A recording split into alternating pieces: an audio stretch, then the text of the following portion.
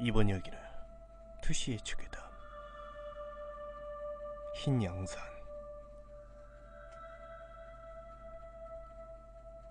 지금으로부터 3년 정도 전의 일입니다. 나는 건물 내부 공사 관련 일을 하고 있습니다.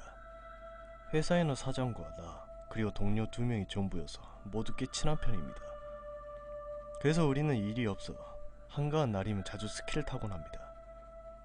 우리 회사는 나고야의 교외에 있어서 19번 국도를 타고 올라가며 스키장까지 금방이었기 때문에 정말 자주 갔었죠. 밤 12시쯤에 출발하며 언제나 새벽 3시에서 4시경에는 도착했기 때문에 한숨 자고 나서 스키를 타곤 했습니다. 그리고 그날도 우리는 평소처럼 12시쯤 회사에 모여 19번 국도를 타고 있었습니다. 반쯤 갔을 무렵에는 도로가 좁아져서 오가는 차들도 트럭이나 우리처럼 스키를 타러 가는 사람들 뿐이었습니다. 차는 사장이 운전하고 있었고 나는 조수석에 앉아 있었습니다.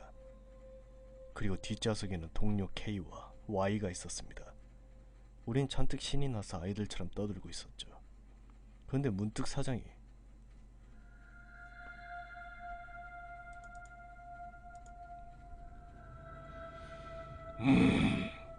뒷길이라도 좀 찾아볼까? 라고 말하기 시작했습니다. 나는 뒷길을 찾는다던가 미스테리 스팟에 가는 걸 제법 좋아했기 때문에 대찬성이었죠. 그리고 우리는 19번 국도에서 조금 안쪽으로 들어가는 산길에 향하게 되었습니다. 지금 생각하면 도대체 왜 사장은 그런 제안을 했던 것인지 이상하다는 생각뿐입니다. 평소대로 가던 길로 갔다면 그런 꼴은 당하지 않았을 텐데. 어쨌거나 산길로 들어서서 잠시 달리고 있자니 또다시 안쪽으로 들어가는 길이 나왔습니다. 다른 길도 딱히 없었기 때문에 우리는 거기로 가기로 했죠. 다시 5분쯤 갔을까요? 그것은 별다를 것이 없는 보통 시골길이었습니다. 도로는 포장되어 있었지만 양옆은 쭉 논투성이었고 어두운 길거리가 보이는 평범한 길이었습니다. 모두들 별거 없구나 라고 생각하며 슬슬 돌아가지고 이야기를 하기 시작했습니다. 그런데 그때 길거리에 흰 원피스를 입고 양산을 쓴 여자가 서 있는 것이 보였습니다. 이런 늦은 시간에 양산을? 이라고 생각한 나는 나도 모르게 차의 시계로 시선을 돌렸습니다. 시계는 새벽 2시가 조금 넘은 시간을 가리키고 있었습니다. 차는 시속 50km 정도를 달리고 있었죠. 어두운 곳인데다 밤이라 졸려서 헛것을 본 것이라고 생각한 나는 그냥 별 생각 없이 지나갔습니다. 우리는 돌아갈 길을 찾기 위해 5분 정도 그대로 달리고 있었습니다. 그런데 또 먼 길거리에 흰 원피스를 입고 양산을 쓴 여자가 서 있는 것이었습니다.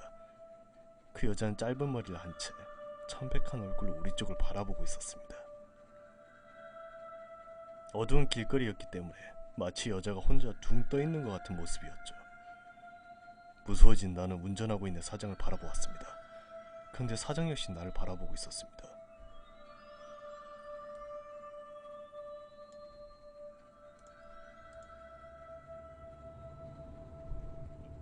야, 너도 봤냐? 네, 사실 난 아까도 봤어. 저도 그랬어요. 위험한데. 진짜 무섭네요. 뒤를 돌아보면 동료 2명도 얼굴을 잔뜩 찌푸리고 있었습니다. 우린 잠시 왔던 길을 되돌아갈지 아니면 그냥 앞으로 나아갈지 고민했지만 그냥 앞으로 조금 더 가보기로 했습니다. 아무 말도 없이 차의 속도는 점점 빨라졌죠. 그러자 1분도 지나지 않아 우린 또 다른 길거리에 흰 원피스를 입은 여자가 서 있는 것을 목격했습니다. 이제 무서워서 말조차 할 수가 없었습니다. 사장은 핸들에 달라붙은 밀착해서 운전하고 있었습니다. 그리고 다음 모퉁이를 돌자 우리는 경악할 수밖에 없었습니다. 거리와 거리 사이에 그리고 다음 길거리에도 자세히 보면 모두 원피스를 입은 여자가 무수히 도로 옆에 줄지어 서 있던 것입니다. 그리고 우리를 보며 씩 웃고 있었습니다. 너무 무서워진 나는 조수석에 몸을 딱 붙여 고개를 숙이기로 했습니다. 그런데 숙인 고개 및 내가 발과 발 사이엔 검은 머리를 한 여자의 얼굴이 있었습니다. 여자는 나를 보고 이렇게 중얼거렸습니다.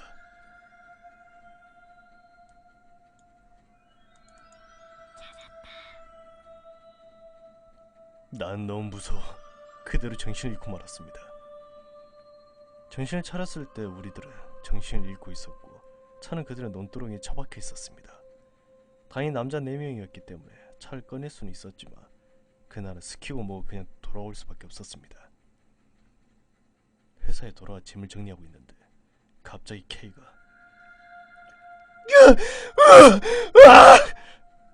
하고 소리를 질렀습니다. K에게 가보니 짐 위에 흰 양산이 하나 놓여져 있었습니다. 당연히 우리들은 그런 양산을 가져온 적이 없었고 사장의 소지품도 아니었습니다. 난 다시 한번 등골에 소름이 끼치는 것을 느꼈습니다. 그 양산은 사장이 가까운 절에 사정을 설명하고 공양을 부탁했다고 합니다.